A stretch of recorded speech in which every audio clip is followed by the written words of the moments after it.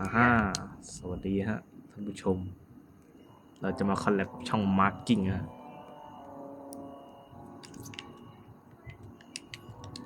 คนเพิ่งเล่นนะ เราจะมาสอนคนเพิ่งเล่นกัน ได้เวลาฆาตกรรม เราโดนจับสแกนตอนนั้นน่ะเราแม่งไปพังกองไฟเราเฮียไปยืนในกันเรามาคนมายืนในกันเรา มานี่ไม่ มาเดิน สี่คนอายมา4 คน เดี๋ยวแป๊บนึงนะแต่ผมเนี่ยเดี๋ยวมันข้อแลบยังไงว่ามันข้อแลบเป็นไงข้อแลบช่องเป็นยังไงวะ มึงพอเถอะเข้าไม่ได้แล้วเสียเวลา แป๊บนึงเราโอเคเมื่อกี้เฮียโคตรหลอนเลยแล้วไฟแม่งดับอ่ะ วันนี้เรามีเด็กใหม่นะครับ เด็กใหม่ที่มาขายของได้เวลาฆาตกรรม เด็กใหม่แบบใหม่ไอ้เฮีย ในเวลาฆาตกรรมเด็กใหม่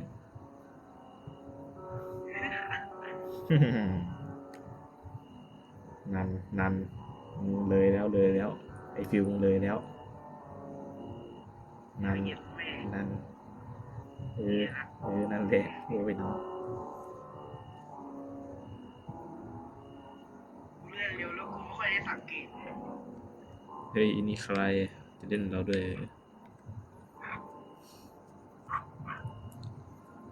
เด็ดกากชิบหายเลย ไอ้นี่ก็เนี่ยคุณฟิวเข้าแล้วมา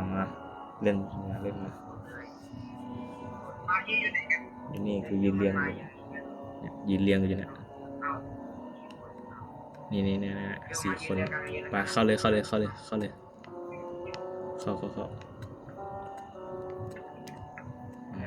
้วนี่ใครคนหนึ่ง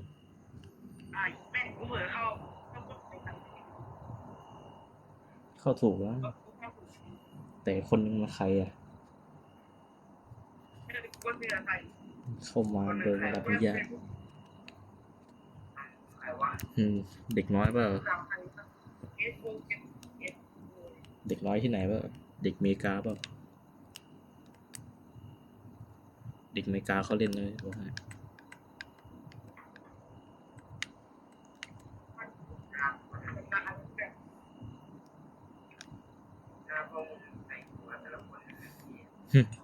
เหมือนกันเฮ้ยเอาเข้าไปด้วยข้ามหมด Turn on the grill. Customers just เปิดเตา love เลย it. Great. Now, before serving, be sure to read the safety rules. They're เลยคน super ปีนตรงนั้น friendly, just like we are. And while you wait, feel free to watch TV or listen to the radio. Music keeps the mood up. ปิดวิ Friendly ทยุดิ reminder, รำคาญ don't look into their เปิด eyes. ปิด It's more fun that way. Have a wonderful จะ shift. เปิดทำไมล่ะ Smile, ปิดดิ serve, and everything will be just perfect. They're Shit. already on their way. ลืมเปิดไมค์นะคุณผู้ชมผมลืมเปิดไมค์โทษที sorry เผลอปิดไมค์นะลูกค้าเราไงลูกค้าของเรามึงปิดดิเพลงนี้เองดี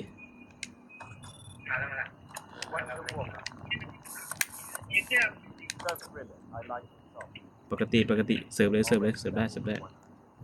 ปกติดูกล้องแล้วใช่ปะวะ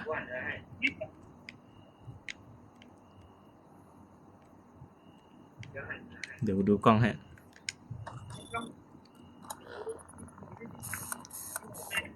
น้ำเป็นของเองแป้งไว้ทำไมต่อแล้วก็วัด กดใส่เลยสอนเด็กใหม่เล่น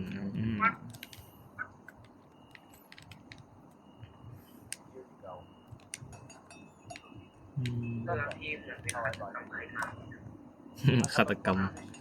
มีคดีตัวเปล่าถามดิขอบัตรประชาชนดิโชว์บัตรดิเสิร์ฟยัง โอ้ตอนนี้เปล่า ทำไมยังไม่ไปเสิร์ฟยัง มันบอกให้เจนครบ1,000 อันอ่ะ อย่า ไม่ไว้ใจคนแปลกหน้า แม่กูสอนมาเว้ย เดี๋ยวมันให้กินไข่เดี๋ยวมันให้อมไข่มันอาหารเก็บไข่ จำที่แม่มึงสอนได้ปะว่าคนแปลกหน้าให้ของอย่ารับนะลูก จะเล่นไฟทำไมใช่ฟิว โอ้โหแล้วไหนเนี่ย เดี๋ยวกูเล่นให้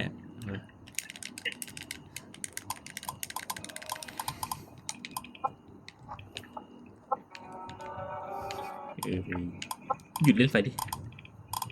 อ๋อ บักแล้วเฮ้ยอย่าเพิ่งเสิร์ฟนะอย่าเพิ่งเลยนะอย่าเพิ่งเสิร์ฟนะอย่าเพิ่งวางแป้งแบบโอเคเสิร์ฟได้ปกติไม่แป้งมันบ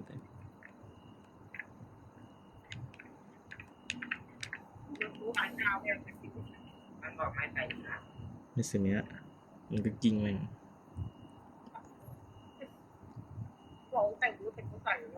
ใส่แม่งทำเอา2 อัน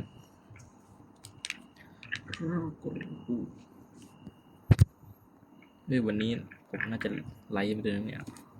ลืมไลฟ์เลยโทษที sorry วันนี้ไม่ไลฟ์ ไม่ใครใส่ไก่ ช่างแม่งทำเพื่อนั่นแหละสาวมาของคุณคลิปนี้มีคำหยาบนะทุกคนวันนี้คลิปนี้มีคำหยาบนะครับ เยอะเลย ผมไม่สามารถอ่านเสียงตอนนี้ได้เนื่องจากว่าผมเล่นในคอมถ้าผมเล่นในโทรศัพท์ผมอาจจะอ่านได้ หยุดเล่นไฟดิ กูเล่นในโทรศัพท์ออกเดี๋ยวกูเล่นโทรศัพท์ ฮะ เดี๋ยวกูเล่นในโทรศัพท์ออกก่อน ไม่ต้องก็ได้ ในคอมมันอัดเสียงกันไม่ได้อ่ะ ไม่เป็นไรหรอก งั้นก็เดี๋ยวกูเข้าดิสในคอม เพราะตอนนี้กูเข้าดิสอยู่แล้วกูเปิดเสียงไม่ดูกล้องไอ้นี่มีโครงกระดูกละเลยซากละปิดไม่จ่ายแล้ว คงกระดูกเหรอ กระดูกเป็นหนักไม่ใช่มันไม่มีหนัก ดูกล้องเลยมันจะรู้ ถ้าคงกระดูกไม่งอทุกประตูนะทุกเข้าตูต้องดูในบ้านมีความผิดปกติ ใช่เปิดประตูทำไมล่ะปิดดิ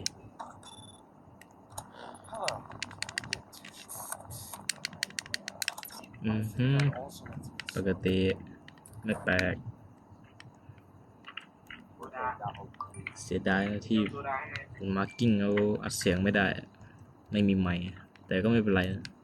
ฟังเสียงผ่านคลิปผมก็ได้รอเขาเก็บตังค์ซื้อไมค์นะถึงจะได้ฟังเสียงในคลิปผมด้วย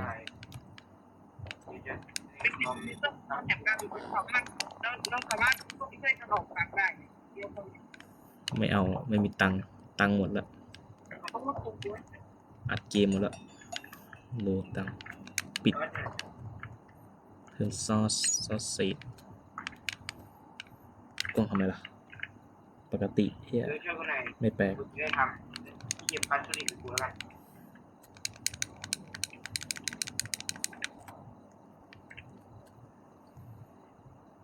ว่าฟิลเดินผ่าน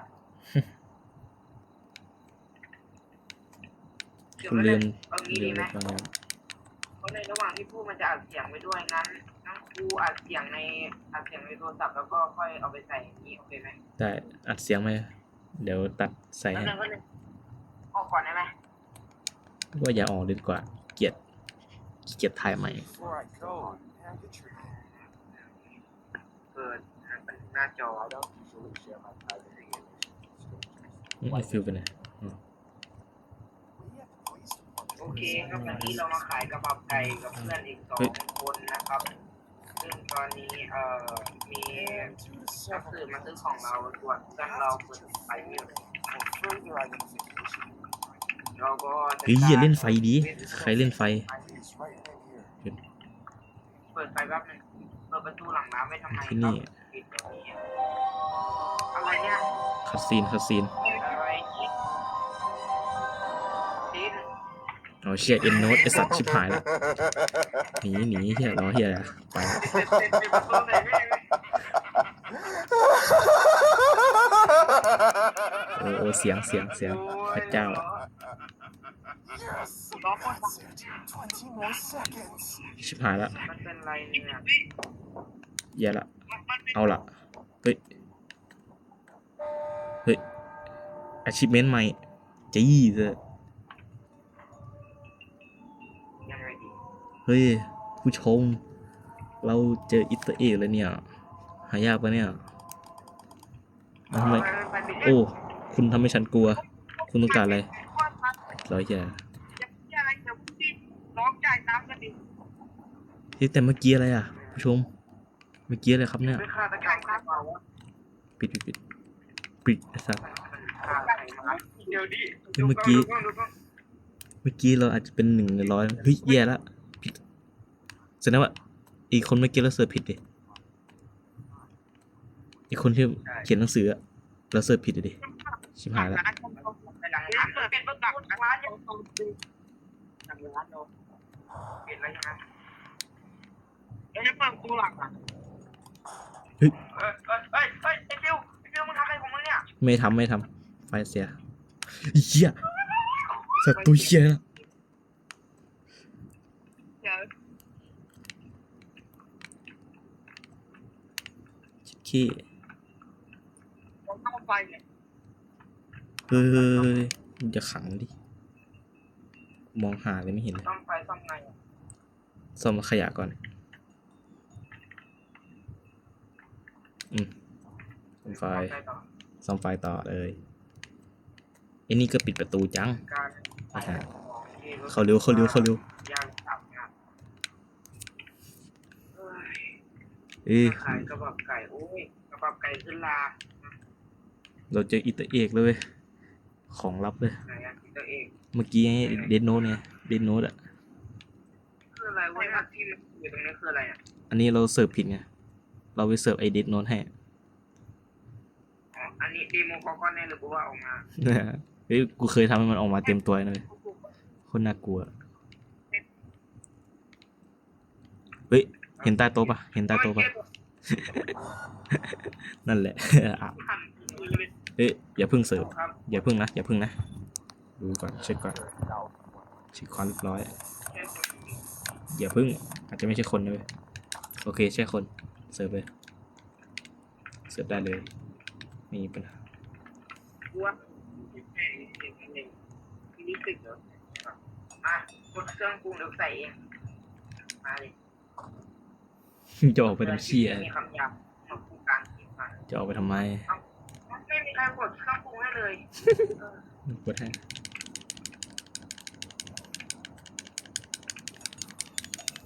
เย่ทำงานกันเป็นทีม หยุดเล่นไฟสักทีนี่ของคุณในที่สุดมีกลิ่นที่ดีกว่านี้ ขอให้มีความสุขความเจริญรุ่งเรือง เจริญรุ่งเรืองด้านเศรษฐกิจพอเพียง ขอบคุณที่มาซื้อร้านกระบับไก่เราอ่ะ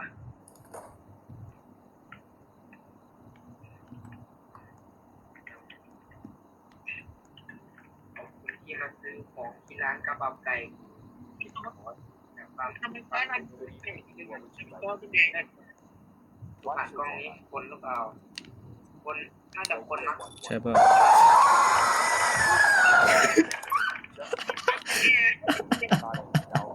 กลัวแล้วมึงต้องกลัวกลัวแล้วมึงต้องกลัวเฮียกลัวแล้วมึงต้องกลัวเฮียกูสาซื้อมาเฮียกูซื้อมา 2,000 คุ้มจริงๆเลยวะโคตรคุ้มเลย ซื้อมา 2,000 ไม่ผิดหวังเลย ซื้อได้โคตรคุ้มเลยเว้ยคุ้มจัด คน เล แรก ย แต่นายเนี่ยคน ใช่คนใช่ป่าวะเสิร์ฟผิดเลยก็ถูกคน เรียกดีโมกอนแม่ใช้เราผิด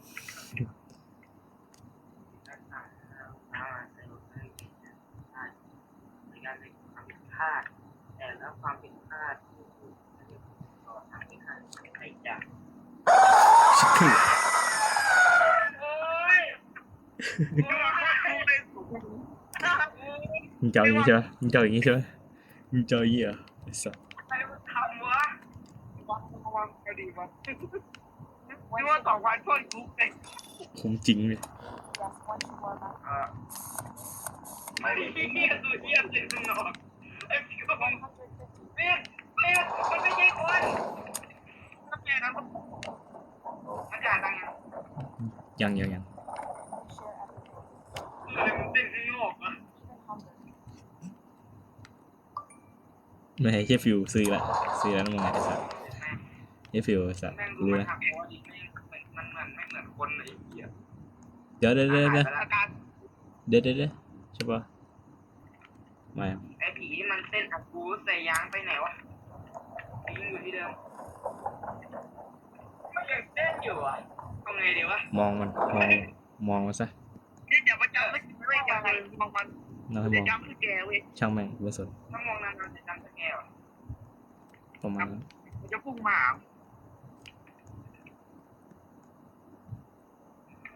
ทำไมมีตุ่มแดงๆขึ้นบนหัว เฮ้ย มันตุ่มแดงๆวะ ไอ้ที่นี่ไม่ใช่ละกูชินละอันนี้กูชินละจำสแกร์กูชินละ มันไม่ใช่คน อันนี้กูซื้อว่าแสดงอาการเว้ย1,000 อ่ะแล้วมันผมเปิดใช้งานซึ่งสแกนเพื่อแสดงลูกค้าเป็นปกติมัน นั่นแหละของดีของอยู่ มันเอา ซื้ ตา อ ม ของ ไป อยู่ ได้หรอ โคตรไม่ตกใจเลย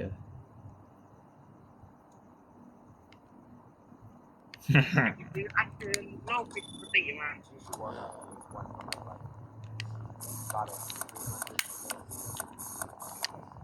ไอ้นี่คน เสิร์ฟเลยไอ้นี่คนเริ่มต้นสว่างมากนี่เริ่มซอส แสดงการไอ้นี่มันคนหรือว่าตัว คนไอ้นี่คน ดูให้ อันนี้คนกูดูแล้วโอ้เช็ดแม่ เย้ ไอ้ก็ไม่ได้ชักตายแล้วไอ้นั่นอย่าเพิ่งซื้อ พอเถอะพอเถอะตายแล้วอย่าตายแล้วพอเถอะพอสงสารมัน หวังต่อไปโคตรคุ้มเลย สงสารมันพอเถอะ คนนะกู ยิงซ้อมอ่ะ ไม่ใครพูดมา ใครเขาดูดิ กูเอามากูตาม ใช่ป่ะอ๋อนี่ไงโบตัน พี่โชว์มากเขาสนุกเลย โดนเลยสงสารว่ะ กูถ้าเกิดว่าได้ยินเสียง ไอ้ฟิว กูตามไม่ใช่โดนเรานะเพราะว่า ถ้าเกิดได้ยินเสียงคนร้องกรี๊ดน่าจะเป็นเรานะเพราะว่าไอ้ฟิวมันแจ้งบ่อยมาก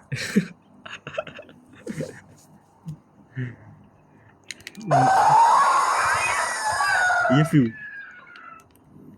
สดพอเถอะสงสารมัน ขอโทษที่เกิดทำอะไรมึงอ่ะ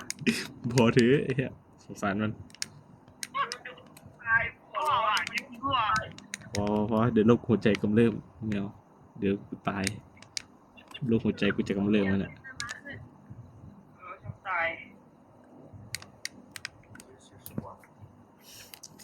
ไอ้ฟิวกูบอกให้ฟัง อยากใครซื้อวะ ไม่ใช่กูอะคนหนึ่ง ไม่นั่นซื้อ ไม่ใช่กู ไม่นั่นซื้อเกี่ยว ไม่ได้ซื้อจริงๆกูสาบาน ซื้อยังไงอันนี้ซื้อยังไง มันร้านค้าอยู่อะร้านค้า ลองซื้อใช้ก่อนอันสุดท้ายหรือเปล่า เฮ้ย มองเพดานเลยมองเพดาน ใช่ข้างบนกดใช้แล้วอยู่ไรเนี่ย ข้างบนไอ้เดินมองข้างบนดิ ไม่ขึ้น ไอ้นี่คนไอ้นี่คนเสิร์ฟเลย ไอ้ฟิว เปิดหน้าจอขึ้นมาทันอ่ะ ไอ้ฟิวไอ้เหี้ย เสียงเลย ไอ้ฟิวมึงนี่เนาะใจมึงบาปมากเลย ดูใจหมา ใจหมาชิบหาย ดูใจหมากูซื้อขับเนี่ยกูซื้อขับซื้อขับอย่าว่ากูดิกูซื้อขับได้ถึง ไอ้เหี้ยไอ้ดมจะตายหา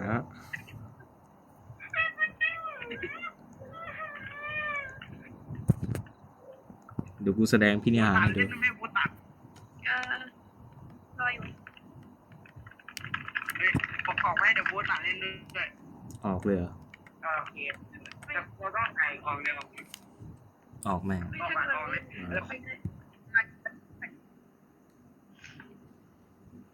โอเคถ่ายคลิปใหม่ มาถ่ายใหม่เลย